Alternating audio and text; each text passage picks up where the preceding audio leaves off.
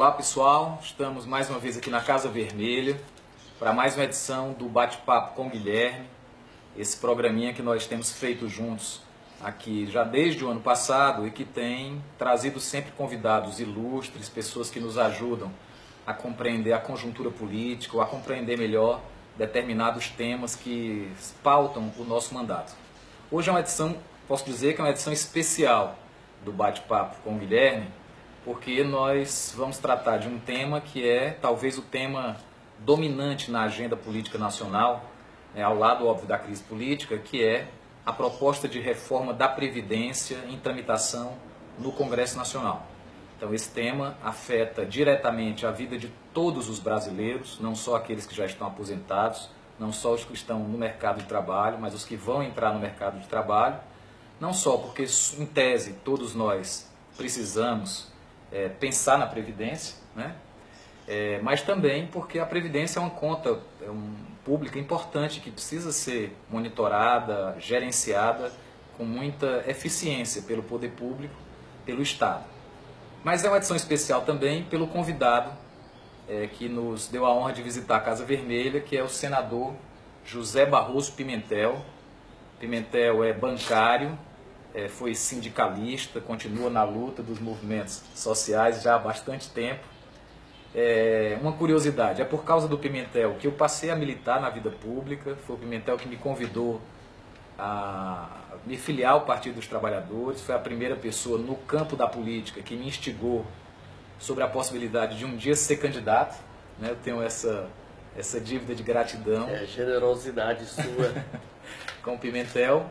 E eu falava, é uma edição especial porque o Pimentel hoje talvez seja um dos quadros públicos que mais compreende o assunto que vamos discutir, que é a Previdência Pública e a reforma em tramitação do Congresso. O Pimentel foi 4 vezes deputado federal, foi o primeiro deputado federal do PT de Ceará, também o primeiro senador eleito pelo PT de Ceará, atualmente cumpre seu primeiro mandato como senador da República, foi ministro da Previdência e, sem dúvida nenhuma, é no Congresso Nacional talvez o parlamentar com maior domínio do tema.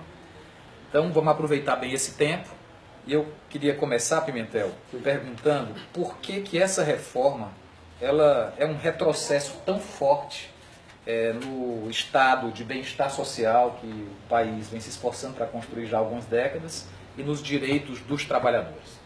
Guilherme, a razão de ser de um Estado democrático, de direito e com inclusão social é proteger bem a sua população. E a Previdência protege a vida do cidadão desde o dia que ele nasce até quando Deus o leva. Quer ver um exemplo? A mulher grávida, a trabalhadora grávida, tem o direito da licença maternidade para cuidar do seu filho, para amamentá-lo, no mínimo por 4 meses e vai até 6 meses. Essa trabalhador e esse trabalhador, se durante a sua vida do trabalho adoecer, tem a licença saúde para proteger. Se tiver infelicidade de ficar inválido, essa pessoa tem a invalidez permanente ou temporária. Se chega à terceira idade, e todos nós queremos chegar à terceira idade, porque a outra alternativa que o Criador nos deixou, a gente não deseja, que é morrer cedo, por isso tem a aposentadoria. E quando Deus nos leva para proteger nossos dependentes, para proteger aqueles entes queridos da família, você tem a pensão. Por isso, a Previdência, eu diria que hoje, no Brasil, é a política pública de maior abrangência. E é por isso que o nosso partido, o Partido dos Trabalhadores, que o nosso governo, o governo Lula e o governo Dilma tiveram cuidado de construir uma Previdência que tenha as mesmas regras de aposentadoria, seja servidor público, trabalhador rural ou seletista, ou contribuinte avulso, seja do Legislativo, do Executivo, do Judiciário, e uma regra diferenciada para os militares, as 3 armas, o Exército, a Marinha, a Aeronáutica, e também para a Polícia Militar e Corpo de Bombeiro. Essa estrutura, ela foi construída basicamente com a emenda constitucional 41 de 2003. Eu queria te interromper aí, exatamente para fazer essa comparação didática, né? Então, em 2003, Pimentel, deputado federal, foi o relator da reforma da Previdência naquele momento. Que resultou na emenda constitucional. Na emenda constitucional. Então, naquela época, enfrentamos um debate muito duro em alguns segmentos. Você foi injustamente criticado em alguns momentos, né? E foi aprovada uma reforma ali no começo do governo Lula. Então, qual é a minha pergunta para você? O que é que diferencia a proposta de reforma, né, os princípios que nós buscamos ali assegurar, dessa proposta apresentada agora pelo governo Temer? A primeira grande unificação, seja você trabalhador seletista, autônomo ou servidor público do Legislativo, do Judiciário e da União, ele tem a mesma regra de aposentadoria, tempo de contribuição e idade mínima. Para o segurado especial, que é o agricultor familiar, o pescador artesanal, o extrativista, o quilombola e os povos indígenas, essa idade é 55 anos para a mulher, 60 anos para o homem, e a sua contribuição é eventual, é sobre a comercialização da produção. Quando ele vende do preço mínimo na cooperativa, ele paga um percentual. O que está sendo proposto para esse público nesse momento? Eleva a idade de homens e mulheres para 65 anos. Não tem mais diferença entre gêneros. Ou seja, a trabalhadora rural que se aposentava com 55 anos, a idade dela tem um acréscimo de 10 anos. Vai para 65 anos. O trabalhador rural que hoje se aposenta com 60 anos, aumenta 5 anos, vai para 65 anos. E a outra mudança muito profunda, com consequências sociais muito fortes, é que deixa de ser a contribuição sobre a comercialização e passa a ser um percentual sobre o salário mínimo. Esse tempo hoje de comercialização não fixa tempo mínimo. E a nova regra fixa em 25 anos. Portanto, a mulher trabalhadora rural terá que contribuir no mínimo 25 anos, mês a mês, sobre o salário mínimo e a idade de 65 anos. O homem terá que contribuir no mínimo 25 anos durante e a sua idade mínima também 65 anos. Ou seja, levando em conta a realidade vivida pelo trabalhador rural aqui do interior do Ceará, essa turma não vai se aposentar. Vai ter muita dificuldade. Outra agravante, hoje, essa comprovação é o grupo familiar. É o pai, a mãe, o filho, aqueles que trabalham nesse grupo familiar. Agora passa a ser individual. Ou seja, cada um terá que pagar no mínimo durante 25 anos sobre o salário mínimo. A segunda grande mudança é sobre outro segmento especial em que eu o conheci nessa militância dos professores e das professoras. Eu conheci o Guilherme na construção do Simples Nacional para esse setor. E ali eu tinha clareza e dizia a eles, é necessário que vocês, no Ceará e no Brasil, se organizem também para ter representantes, primeiro na Câmara de Vereadores, porque o grande debate ali acontece, mas sem esquecer deputados estaduais, deputados federais e preencher o Parlamento brasileiro, porque é aqui que se constroem as políticas públicas. Portanto, os professores e professoras, hoje, a professora se aposenta com 55 anos de idade e 25 anos de contribuição, e o professor 60 anos de idade e 30 anos de contribuição. O que é feito? Essa professora que se aposenta hoje com 55 anos, a sua idade é elevada também para 65 anos de idade. Ou seja, tem um acréscimo de 10 anos, como faz com a pescadora artesanal e com a trabalhadora do campo. E esse professor sai de 60 anos para 65 anos de idade. E tem outra mudança muito profunda, é que ninguém mais tem aposentadoria integral. Você passa a ter um percentual sobre as suas contribuições que equivale a 51%. Ou seja, quando um trabalhador e uma trabalhadora completar a idade de 65 anos de idade e no mínimo 25 anos de contribuição, ele vai receber 51% da média dessas contribuições. Com isso, ninguém... Não é nem 51% do salário atual. Não. É 51% da média das últimas... De 94 para cá. De 94 para cá das contribuições. De 94 para cá. Ainda, com essas regras, dá para ter aposentadoria integral? Não dá? Para ter aposentadoria integral como é hoje, é necessário ter 49 anos de contribuição. Porque são os 51, que é o piso, funciona como se fosse o fator previdenciário. Só que o fator previdenciário é um pouco melhor disso. Agora cai para 51%. E para chegar aos 100% do valor tem que ter 49 anos de contribuição. Portanto, essa professora que hoje se aposenta com 25 anos de contribuição, ela vai ter que contribuir mais 24 anos para chegar a 49 anos. Ou seja, vou pegar nesse exemplo concreto que você deu agora. Eu trabalho em creche também. Então, tenho lá uma professora que estudou, se formou, entrou no mercado de trabalho com 25 anos. Então, essa professora vai ter que trabalhar aí, vou arredondar para 50. Não, a idade dela vai ser 65. Tá, mas digamos que a gente está pensando aqui em garantir, o projeto dela é garantir a aposentadoria integral depois de uma vida dedicada ao magistério. Então, começou a trabalhar com 25 anos, para ter a perspectiva de se aposentar integralmente, ela vai ter que ininterruptamente contribuir com a Previdência, ou seja, ou está com carteira assinada, ou está pagando como autônomo, né? Durante quase 50 anos. 49 anos. Essa professora da educação infantil, que trabalha com crianças de 6 meses, 1 ano, 2 anos, 25 mais 50 anos, estou arredondando, 75. Como são 49, 74 anos. Então, a professora de educação infantil que deseja se aposentar com a integralidade dos seus vencimentos, começou a trabalhar com 25 anos, teria que passar 49 anos contribuindo, certo? E iria se aposentar, nesse caso, com 74 anos. Essa é a realidade concreta da aplicação prática da reforma para essa categoria específica. Infelizmente, é isso. Todos perdem com essa reforma.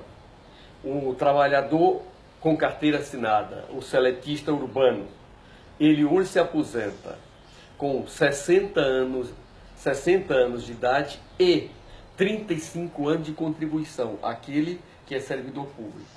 E o seletista do mercado, o seletista da iniciativa privada, ele se aposenta com 35 anos de contribuição, independentemente da idade. O que é feito? A idade, tanto do trabalhador urbano, seletista, do contribuinte individual e do servidor público, passa a ser 65 anos.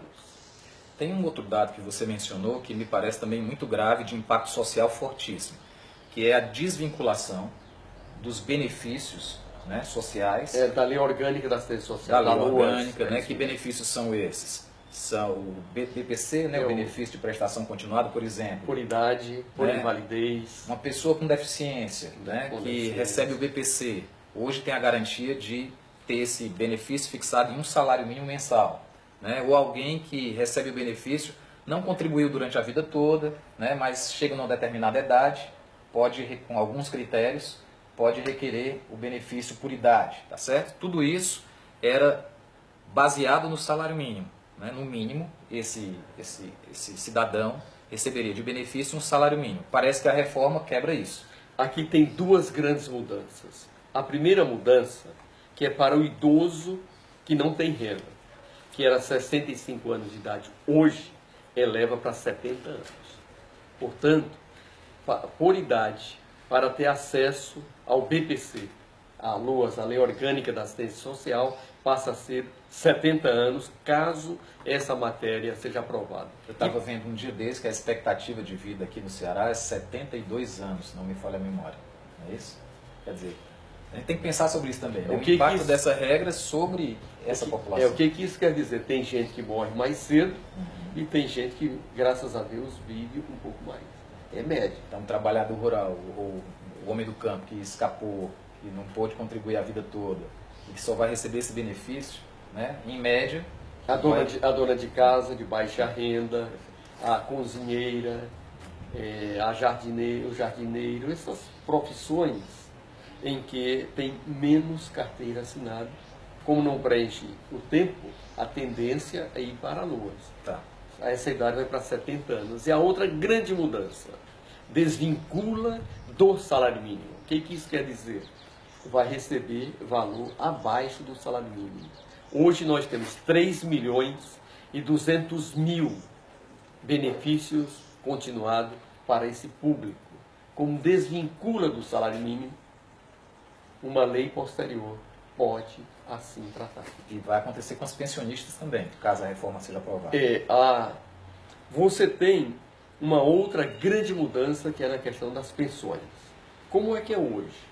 Hoje, todo indivíduo que tem uma aposentadoria, quando ele falece, ele deixa esse benefício para os seus dependentes e para a sua viúva. A mesma coisa acontece com a mulher. Ela falece, o seu benefício fica para os dependentes e para o viúvo. Como é que fica agora? Se essa pessoa tem uma aposentadoria, a pensão é facultativa. Ela tem que optar por um ou por outro.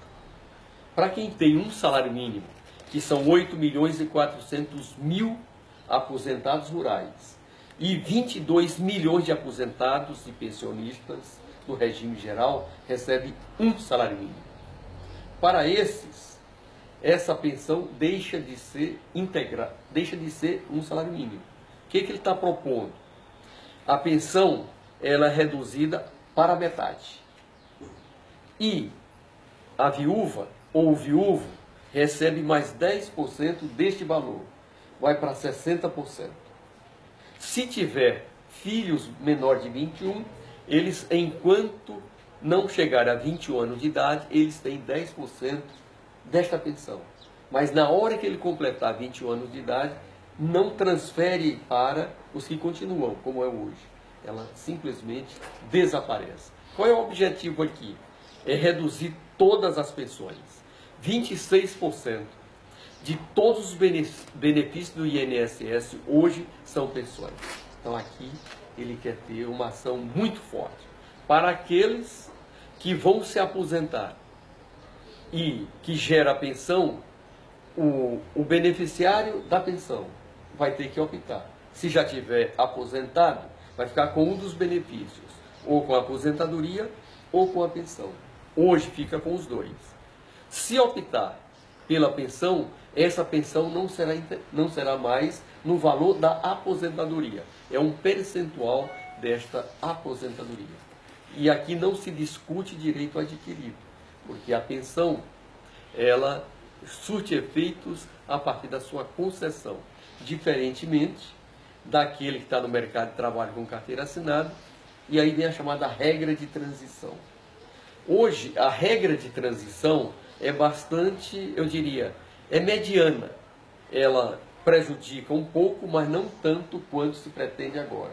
Por exemplo, o indivíduo que teve a reforma lá em 2003, se ele tomou posse antes de 2003 do serviço público, no dia que ele for pedir a sua aposentadoria, é garantida a paridade e é garantido a integralidade. Depois de 2003 para cá, para quem assumiu o regime próprio de previdência no município, no estado, no Distrito Federal e na União, ele tem, se ele tiver a previdência complementar, a sua aposentadoria é integral até o teto do regime geral, que nesse 17 é em torno de R$ 5.500. E da diferença, ele recebe 70%. Em outras palavras, ele tem um salário de 15.500. Quando ele vai se aposentar, ele tem 5.500 integral, se começou a trabalhar de 2003 para cá, e dessa diferença ele recebe 70%. Então de 10 mil, 70% é 7 mil. Ele passa a ter uma aposentadoria de R$ 12.500. Hoje é a regra. Na nova sistemática, todos passam a ter o teto do regime geral, 5.500, exceto aqueles que já preencheram as condições de aposentar. E se a mulher tiver de 45 anos para mais e o homem de 50 anos para mais, a sua regra de transição para esses é um acréscimo de 50%, tanto na idade como na contribuição. Por exemplo, uma mulher tem 45 anos de idade, promulgou a emenda, ela vai se aposentar no mínimo com 65 anos de idade. Essa é a regra. Então, entre 45 para 65, faltam 10 anos. Então, ela vai trabalhar, 20 anos. Ela vai trabalhar no mínimo mais 10 anos, sobre os 45. E aí você vai fazendo este acréscimo. Essa progressão. Mas a média é 51% das contribuições. Perfeito. A gente vai caminhando para os minutos finais aqui do nosso bate-papo. Deixa eu explorar aqui dois aspectos que eu acho que são importantes, haja vista a tua experiência como gestor da Previdência, né? Bom, está muito claro que essa proposta ela está alinhada com os retrocessos neoliberais do governo golpista de Michel Temer. Está muito claro, pela exposição que você sintetiza para nós, que os mais afetados, negativamente afetados por essa reforma, são exatamente os mais pobres. Perdem todos, agora perdem mais a mulher e a professora. E a parcela mais pobre da população, porque a política da Previdência ela tem um efeito de distribuição de renda muito forte no nosso país, que é um país desigual, com muita gente na faixa de pobreza ainda. E a rotatividade do mercado de trabalho dos mais pobres é muito maior do que aqueles que têm maior nível de conhecimento. Ou seja, a chance de quem vem de classes mais desfavorecidas garantir tempo de contribuição suficiente para preencher os critérios de aposentadoria é muito menor. A doméstica, a trabalhadora rural, a comerciária. É um imenso contingente, né, de trabalhadores de baixa renda, né, e que tem muito mais dificuldade de comprovar, de ter contribuição previdenciária por tempo suficiente para se aposentar do que o resto da... Guilherme, essas regras são piores daquelas que foram implantadas no Chile. Porque no Chile, todos têm direito a uma aposentadoria de no mínimo um salário mínimo. Aqui no Brasil, isso desaparece. Então, pegando essa vertente da responsabilidade de gestão do Estado brasileiro, né? A Previdência é um desafio para o Estado no mundo todo. Não é só um tema que está em pauta na sociedade brasileira. A realidade do envelhecimento da população, né, da expectativa de vida mais longa, também é um fenômeno praticamente mundial. Obviamente que isso tem reflexos atuariais, né, reflexos sobre a sustentabilidade da Previdência. Então, levando em consideração esses aspectos, o que é que seria razoável discutir em termos de reforma da Previdência nesse momento? Eu tive o privilégio de ser ministro da Previdência do governo Lula, de 2008 a 2010. Ali, nós tivemos o cuidado de fazer uma separação das contas específicas da Previdência Social brasileira. Seja o regime próprio do servidor público, seja o regime dos militares, o regime geral do INSS. E no regime geral do INSS, separando o que é contributivo, que é a Previdência Pública Urbana, do que é a contribuição facultativa, que é do segurado especial, o pescador artesanal, o extrativista, o quilombola, os povos indígenas, e também separando os benefícios, a aposentadoria por idade, por tempo de contribuição, as pensões, os vários benefícios. Desde 2009, quem entrar na página da Previdência Social vai encontrar esses valores identificados ano a ano. E mais, pegamos os recursos da Seguridade Social e identificamos aquilo que vem para financiar a saúde, a educação, a saúde, a previdência e a assistência.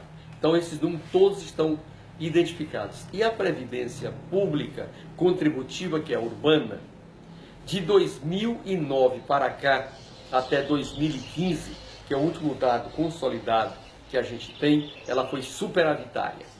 Em 2007, esta previdência urbana, entre o que nós arrecadamos e o que nós pagamos, faltou 15 bilhões de reais. Ou seja, não tem déficit aí? Não, tinha, em 2007. Aí nós tivemos o pleno emprego no segundo governo Lula e no primeiro governo Dilma até 2014. Nós tivemos o ganho real do salário mínimo e nós tivemos a criação do Simples Nacional, da micro, da pequena empresa e do empreendedor individual. O fato é que em 2009, essa previdência contributiva urbana, entre o que nós arrecadamos e o que nós pagamos, cobriu os 15 bilhões de 2007, pagamos tudo e sobrou 3 bilhões e 600 milhões de reais. Isso continuou crescendo. Quando chegou em 2012, sobrou nessa previdência 35 bilhões de reais. Foi feito um movimento que eu condenei, mas fui vencido, de desonerar a folha, tirar a contribuição de sobre a folha de pagamento e trazer para o faturamento. Essa mudança, se você ajusta a alíquota, não tem problema. Seria 2,4% para manter os mesmos valores. Mas 4 mil empresários, grandes empresários e setores empresariais fizeram uma pressão muito grande. E essa alíquota veio para 1%. Exemplo concreto, passagens aéreas. Ao invés de contribuir com 2,4% do faturamento, contribui com 1% para subsidiar a classe média que anda de avião no território nacional e para o exterior. Quem paga essa conta? O assalariado do INSS. O agronegócio exportador. Em 2002, foi aprovada a emenda constitucional de número 33, dizendo que a partir de 2003, o agronegócio exportador não paga 1 centavo para a Previdência Social e o trabalhador contribuinte da Previdência Social subsidia o agronegócio exportador. Em 2015, este valor foi de 8 bilhões de reais. A JBS, o grupo Blairo Mager, esse povo todo não paga 1 centavo para a Previdência. E ainda a Previdência cobre esse subsídio. Você vai para o setor de filantropia. Tudo isso foi identificado e quantificado em 2009. Hoje, a escrituração da Previdência Social é transparente. E nós tivemos em 2015, depois de tudo isso, ainda um saldo positivo de 5 bilhões de reais na Previdência Pública Contributiva Urbana. É uma questão de gestão, mas acima de tudo de política. E esses grupos conservadores dizem: a Previdência brasileira tem que ser sempre deficitária, porque dessa maneira eu tiro o direito dos mais pobres e transfiro integralmente para os mais ricos. Esta é essa reforma previdenciária. Ou seja, o empregador, o empresário, né, a empresa, que anteriormente a todas essas regras recolhia para a Previdência um percentual sobre o salário do trabalhador, né, e também sobre a folha de pagamento, né, que é o salário, né? Então, 20 e poucos por cento, era sei lá, 20%. Né? 20%. Então, o total da folha de pagamento da empresa era R$1.000, ou R$10.000, ou R$100.000. A empresa recolhia 20% disso para a Previdência, para o Fundo Público de Previdência. Com essa mudança de regras apresentada pelo senador, a empresa deixou de contribuir um percentual sobre a folha e passou a contribuir através de um percentual, que ele citou o exemplo de 1%, sobre o faturamento da empresa. Com isso, criou um desequilíbrio grave nas contas da Previdência, que cria essa pressão, né, que levou a esse déficit. Que leva a esse déficit. Exatamente. E aí eu quero explorar um último ponto, que na minha opinião está por trás de tudo isso. E isso, de que maneira esses pontos propostos pela reforma empurram a sociedade para o mercado da previdência privada, que é algo que às vezes não aparece no debate. A gente discute somente os efeitos, a mudança, o que piora e não piora, mas por trás disso uma concepção, né, do Estado, de como deve ser gerida e oferecida a política relacionada à previdência dos cidadãos. Eu quero primeiro registrar que a micro e a pequena empresa paga 2,75% sobre o seu faturamento, a carrocinha de cachorro-quente, o pipoqueiro, a mercearia, o pequeno negócio paga 2,75%. O setor de transporte aéreo paga 1%. sobre a mesma folha. Logo, os mais pobres, os pequenos e médios empresários contribuem muito para a Previdência Social. Isso aqui foi feito para mais ou menos 4.000 empresários, que são os grandes empresários. Em 2015, este setor se apropriou de 30 bilhões de reais da Previdência Social com essa alteração de alíquota. Quando você abre os balanços dessas empresas, está lá escriturado resultado financeiro e não dos negócios da empresa. Perfeito. E a conta toda vem para as costas dos trabalhadores. E como esses trabalhadores vão ter um benefício previdenciário diminuto, porque ele passa a receber apenas 51% das suas contribuições de 94 para cá, ele vai precisar garantir um valor maior para garantir a sua terceira idade, quando você precisa muito de medicamentos e de alimentação diferenciada. E esse trabalhador, como sabe que não vai ter mais da Previdência, e a sua contribuição para a Previdência continua a mesma, 8, 9 ou 11% do seu salário.